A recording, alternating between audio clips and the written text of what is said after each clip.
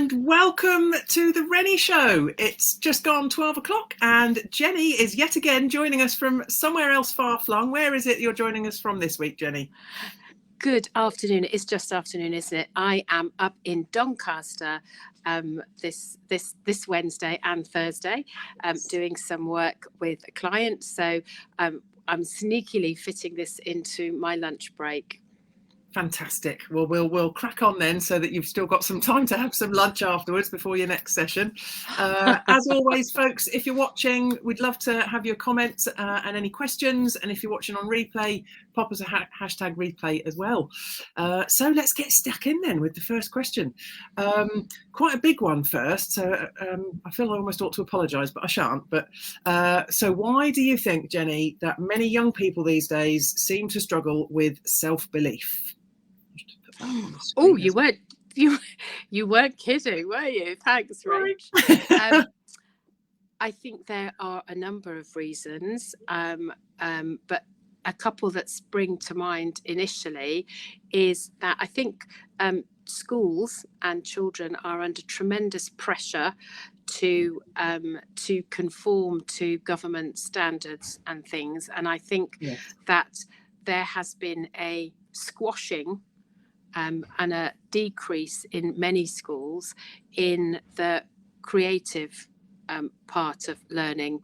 So I think that not everybody is good at, maths or history or English. So I think the focus on that sometimes means that children feel that they're not good enough, or that they're not the same as other people, and therefore something's not great, and therefore that it shrivels it's soul shriveling. It shrivels their self-belief. I think there are many pressures. I think teachers, there's so many pressures, and it's such a complex topic. We could do a whole half an hour on it, but we won't. But I think but also I think that the social media, pressures on parenting, complex families, there are so many things. So I think probably in the olden days we used to take self-belief for granted, and I think these days we have to be more focused on being more explicit about it. Yeah, I think you're right there, and I think it really can depend on the school and the teachers, how happy the teachers are. Teachers do a fantastic job, and I'm biased. My mum was a teacher, but there's so many pressures they're up against, and it does seem to depend which school as to whether the creative subjects are taken more seriously or not. And that's such a shame. It's a bit of a lottery, really, isn't it, for the youngsters? I consider myself very lucky with where my children are. I know perhaps some parents might not feel the same. And different children develop at different stages, at different rates. And when there's so much pressure on testing, it does put a lot of pressure on children to behave and perform in a particular way, because that's how they're measured. Even if that's not the way that works for them. I used to love exams. I used to find them quite exciting, but I know there are many people. I know, but I quite enjoyed them. But I recognise that there are many, many, many people for whom exams are absolutely not the best way of testing their knowledge and their understanding and their development. So I think we don't always meet people's needs, and that sometimes we use a kind of sledgehammer to crack a nut, and I'm not sure that a lot of our methods have actually had the desired effect either. So I think if children love going to school and they're enjoying what they're doing, then actually things like truancy and people who don't want to go to school for many reasons, probably because they feel unhappy, then I think if we look at it from a different way, then there's an opportunity to improve attendance by making sure that actually children are enjoying what they're doing and they want to come to school. Yeah, absolutely. And I think we have to say there are many educational establishments where that sort of thing is very present and is encouraged and really helps the children. So we're not sat here saying that the school system is a nightmare, but I think we both agree that there are many challenges and a lot of pressure put onto schools to perform in terms of stats, and that doesn't always really help the children. So I think that's something really important. Or the teachers. No, I mean, some teachers are leaving in their droves, aren't they? Because it can be such a miserable place to be. So yeah. Here's a big shout out for the teachers. We love you. You're doing a cracking job. Keep going. Right then. And for the children. Yeah, absolutely. Every single one of them. So your turn to ask me a question, Jenny. What have you got for me? So my first question was, what's the biggest mistake that you have ever made? Silliest mistake, biggest mistake, silliest. As you can see up on the screen from my chin. Yes, we have a silly mistake in residence. So I made a silly mistake in that I didn't put the top of a travelling mug lid on correctly. I cross-threaded it, and therefore the cup wasn't sealed. So when I tipped it to drink out very hot tea out of it, what happened was that the hot tea came out in an unexpected place and burnt my lip and my chin. So schoolgirl error, very silly mistake, which obviously has very visible consequences. Oh, bless you. I hope it's getting better. It is getting better. So I think yes. Silly, really silly. And I was one of those people who was always a bit scathing when they put on the disposable cups from certain takeaway establishment, the contents of this cup may be hot, and you think, well, I hope it's hot. But of course, the consequences of it being very hot can be risky. So I'm less scathing now of the need to understandable. Yeah. Well, I think in terms of silly mistakes, the couple of things that spring to mind are all on a quite similar vein, actually. One of which is that I've actually, you can see on my wrist there, my silly mistake on the oven a few weeks back. I'm so careful about the oven, particularly when cooking around the children and trying to get them to help. So teaching them, trying to get them into good practices about looking after themselves around the oven. And there was me with a great big burn on my wrist. So I felt a bit stupid for that.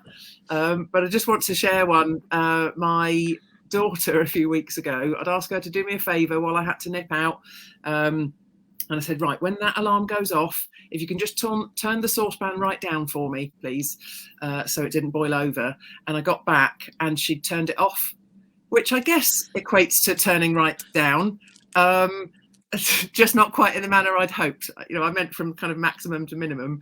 So that, I think, shares a lesson for all of us in communication and how well we actually get the message across for something we intend. Because in my head, it was obvious, and it clearly wasn't in to the rest of the world. So yeah, I think there's something in there today about safety, isn't there? But also about communicating. So I made a digital story, which is still available if anybody should want to watch it, about when you're very familiar with a process and you're teaching it to somebody else, it can be quite easy to miss steps out because you assume. So true. So you assume. So my famous example was helping one of my sons learn to make tea, and I had gone through the process. He'd got a list of things, the steps that he had to do, all of that stuff, and he made the tea and he brought it to me. He was very excited about it, and it was cold. And I said to him, well, how long ago did you boil the kettle? And he got the list out and he said, you didn't say boil the kettle. I said, fill the kettle. because I assumed that he knew, because he'd watched me do it lots of times, that if you fill up the kettle, you then put it on to boil. But I'd missed that step out. So, of course, he hadn't followed that step. So we had to. So it was a great lesson in, when you're familiar with something, you make assumptions that you didn't know you made until somebody tries to do it, or that you communicate. So, we know that turning it down doesn't mean turning it off, but there's no reason why somebody who isn't familiar with that would. So good on her. She was very safe, which is great. She took the safe option, which I was far happier than any other outcome. So it's all good. It's all good, and it was all safe. Okay, so moving on to my next question for you then, Jenny. Is Pride Month important, and why? Very topical, because obviously we're in Pride Month right now. Yes, is the short answer, and why I'll tell you in a minute. But I think also it isn't just the month, is it? Pride is important, and we have a lot of days, months, where we use them to particularly focus or raise awareness. But it's really, really important that our support of Pride goes on every day of the year. Why? Absolutely. Why it's important is because I feel really emotional and strongly about this, because I want to live in a world where nobody is frightened to be who they really are, and that people can love who they choose, without fear of discrimination, persecution, cruelty, death in some countries. So actually it is as allies, it's really important to, because I haven't experienced a lot of what my friends have. Doesn't mean that I can't support and stand up for them, because nobody should have to go through what many LGBTQ plus have to go through. So I feel it's very important. Yes, very, very important. And it's one of the reasons, the fact it's important every day, it's one of the reasons that I have on all my social media profiles, in all the headers, one of the bits about what I do, or who I am, if you like, is equality ally, because I just think it's so important that people know that if they connect with me, it's a safe place to, unashamedly be who they are. I can't imagine living a life where I have to question whether or not I can hold my husband's hand as I walk down the street. I don't even have to give it a second thought. And it's just heartbreaking to think that so many people that we know and love do have to think twice about that, just in case someone judges them, someone hurls abuse at them, perish the thought, even gets violent, because some people do. And it's just, I think we've come a really long way, but I think there's a long way still to go. So I think we're definitely in massive agreement, Jenny, aren't we? Pride Month is incredibly important, but it's just as important every day to show up and be an ally, to support the fact that people should be able to be who they want to be. And as long until every single person in the world. So I guess we'll never be done. Certainly not in our lifetime. Probably not. No. But I think, yes, absolutely. So, yes. Fantastic. Right. Oh, I think we definitely agree on that one. So what's your next question for me, Jenny? So my next question is, what's the best bargain that you have ever come across? I love a bargain, and I love watching antique shows and things where people find absolute treasures that nobody knew were treasures, that were lurking in the back of a cupboard, or an antique shop that somebody had missed, diamonds that are diamonds that they thought were paste, those kind of things. So but any bargain really. That's my question for you. Okay. Well, one of the first things that springs to mind for me, and it's not necessarily the most logical or even exciting of options that anyone could think of, so bear with me, but the bike rack that we've got for our car. So you remember when there was all that issue with the banks owing people money because they'd missold insurances and things when lending money? Well, I was able to make a claim, and so I encouraged friends to do the same. And every time I did, I got a £20 voucher from this organisation. Well, so many of my friends trusted that I'd had a great experience, and they trusted with their details over to have a look at whether they were owed money. And I just received tons of these £20 vouchers, which almost amounted to enough to buy this, is it Thule or Thule, I don't know how you say it, the posh, really good quality bike rack, fit 4 bikes on it to go on the car. And we perhaps had to top it up by, I don't know, 20 or 30 quid. So talk about bargain, because this was hundreds of pounds worth of bike rack. And every time we use that bike rack, I can't help but think to myself what a wonderful bargain it was, and that, would we have had that bike rack had we not had those vouchers? Maybe not. We'd have probably gone for a different one. And it does make me smile every time I have to go and use the bike rack, or what we do as a family. But not the most exciting version of bargains. Well, do you know? I think it is. I think it is an exciting version, and so mine was, as I mentioned, kind of antique shops and charity shops. Yeah. I once found the most exquisite Amanda Wakely evening gown, which is just exquisite.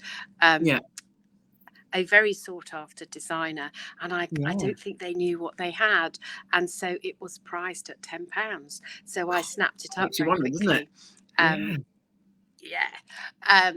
I would never have been able to run to an Amanda Wakely original. I still had the labels in it, never been worn.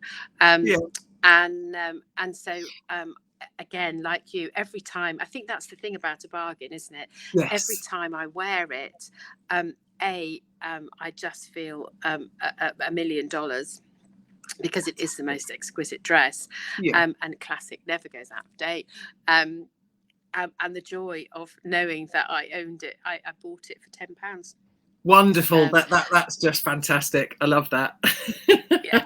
So cost per wear, it's just amazing. Yeah, it's incredible. God, practically free. I love that. That's brilliant. Yeah. So yes. Absolutely beautiful. Available for hire. If anybody wants to borrow it. Well, if it's available for hire, you could even start making money on it. I mean, it's the possibilities are endless. Well, yeah. I hadn't thought about charging for it. But, people could borrow it. But anyway, yes, of course, I've missed the commercial making money out of it. That would be a double bargain, wouldn't it? Yeah, absolutely. Oh, got another bargain. So people, if you have got some fantastic bargains that you want to share with us, please put them in the comments, because we'd love to know some of the fantastic things that you've come across as well. Not just bike racks and dresses, anything goes. So next question for you then, Jenny. Are you, and well, I'm pretty sure I know the answer to this, and I'm sure everyone watching will know the answer, but are you glass half full or glass half empty? No surprise. Firstly, I'm very grateful for the glass. Yes. And yes, I do focus on the, on being full, filling up. But I also recognise that actually I have some responsibility for filling that cup and keeping it there. Yes. But also recognising that the volume in the cup goes up and down depending on what's happening. So I think being a glass half full person doesn't also mean that I am not, that it isn't about toxic positivity, which is that thing about relentless, always positive in spite of everything. And that people feel that there isn't space to feel other emotions that are less positive. I think for me, what being a glass half full means is that you recognize those emotions, and that actually they have their place, and it's okay not to be okay. It's how we deal with them rather than pretending that they don't exist. Yeah, absolutely. I'd definitely put myself in the same bracket as you there, Jenny. No surprises. No surprise. No. you know, I'm also a firm believer that you do have to fill your cup up, you know, because we're all human. We all have days where things are more challenging, and sometimes finding that spark of positivity in a situation can be more difficult. But I think it's about making a choice, isn't it? And choosing how you're going to attack the situation, how you're going to react, how you're going to deal with it. And you know, for me, I'd say I've always been a quite positive, glass half full or glass full person. But that doesn't mean that we're not human and that every day is always fantastic. You know, I think that's the important thing to say to people is, you know, we're all allowed to have bad days. Nothing is perfect. You know, don't even get me started on perfection. I mean, in fact, I'm sure I've said we've both said we're going to talk about that, aren't we? Yeah. That's a whole different show. We are.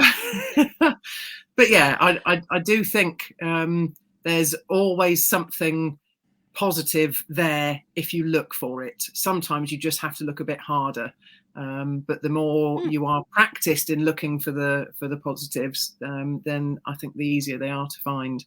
And I would highlight for anyone watching, if you follow Taz Thornton, brilliant. If you don't, then go and follow her, because one thing that's always stayed with me from Taz's teachings is about flipping your negatives. So even when you are in a situation where something isn't going as you might want it to go, you're not having the best day, there is always a way that you can flip that and make it into something positive. So yeah, I would say that's a real important one for me, you know, on a regular basis, to flip your negatives when you're having a bad time. It's such a helpful practice, isn't it? It's so good. So yes, shout out for Taz. Yes, we love Taz. We love you, Taz. Thank you. Yeah. And if I'm just going to put up on the screen very quickly, if you don't follow Taz, then go and see her website, which is currently scrolling along the bottom of the screen, and all her socials are on there, and do connect with her and follow her for more fantastic advice such as flip your negatives. So yeah, there we go. Right, next question then. Is it mine? Is it my question to you? Yeah, it kind of links actually, I think, with I think it kind of links with what we've just been talking about. So my question for you, Rachel, is how do you what are your coping strategies for when you're feeling frustrated? So, you know, when things don't, as we said, things don't always go how you would like them to go. Sometimes the spanner in the works, curved balls, whatever you like to say. So how do you cope when you're feeling completely frustrated?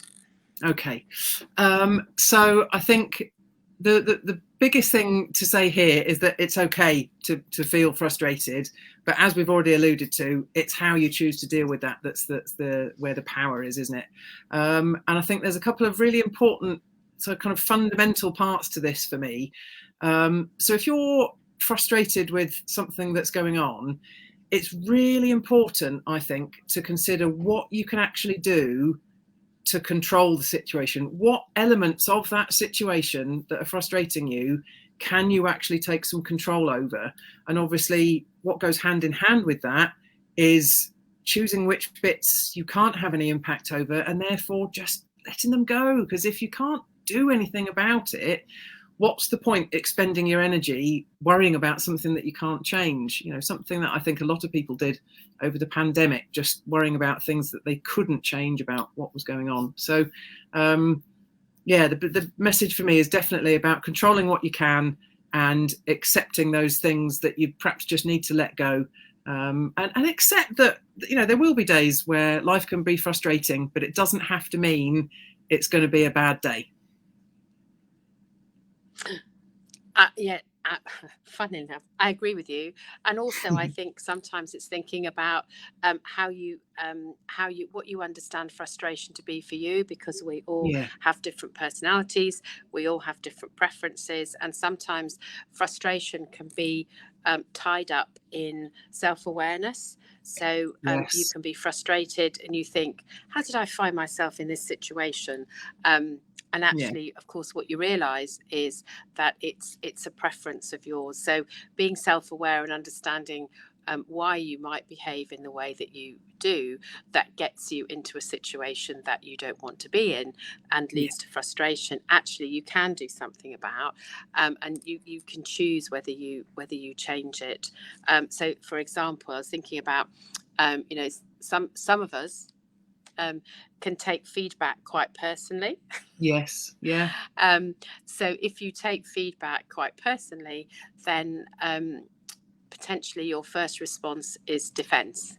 So so what that means is that you feel frustrated because you're defensive and thinking, how could they possibly say that about me? But also what that does is stop you really listening and being open to receiving that. So the part of the frustration is the lack of self-awareness. So being able to really be open, not taking it personally, but to listen to the facts of the situation and go, do I do that? Oh yes, I think I do. Yeah, maybe I do. Actually, I know I do. And so maybe I have a choice about what if I did something differently? What if I tweaked my behavior just a little bit, that might change, that might change how, reduce the amount of frustration I get when I find myself in a situation that I don't want to be in. So yeah, so I think there's two chunky pieces of top tips there. Yeah, definitely. Hopefully that's plenty for you all to think about, folks. And don't forget, if you've got some comments or experiences on any of the things that we've talked about, then we'd absolutely love to hear from you and carry on the conversation. But we've whizzed through that today, Jenny, which is probably a good thing, because you need to go off and have some lunch, don't you, before you do your next workshop session. So yes. Well, of course we'll be seeing each other, won't we, on Sunday? Yes. Because how could I possibly forget? For those of you who don't know, Rachel and I are going to see the Chicks, formerly known as the Dixie Chicks. Yes. And again, if you don't know about them, give them a follow. Give them a follow on Spotify. Yeah, absolutely. Go and check them out. Yeah. Some fantastic music, and because in fact that came, didn't it, from the first ever session we did of this, a curiosity chat in a closed group that we're both in, with Taz Thornton and Asha Clearwater. So thanks to them, and we're looking forward to seeing you there, ladies. We're off to see the Chicks, which is really very exciting. Definitely got getting my voice in good form, ready for that one. Going to be great, and obviously to get to see you face to face. Rachel and I, most of the time we see like this, don't we? So I know we won't be in separate screens in separate parts of the country. we'll be in 4D in the same space, so very excited about that. We will let you know how that goes in our next session, which is in 2 weeks. Yes, it is in 2 weeks. I don't have the date in front of me. What's the date going to be? So it will be the Wednesday the 12th of July. Goodness me, how are we almost in July? That's crazy. Same time, same place. I know. Well, I say same time, same place. We'll be back to the normal time of 12:30 next time. Well, but you know what we mean, folks. You know what we mean. So take good care of yourselves till then, Jenny, and enjoy the rest of your facilitation time in Donny. And I shall look forward to seeing you on Sunday. And we'll both be back with you in 2 weeks' time. Take care, folks. Bye. And we look forward to any questions. Any questions? Let us know. Questions. Okay, bye. Bye, everybody.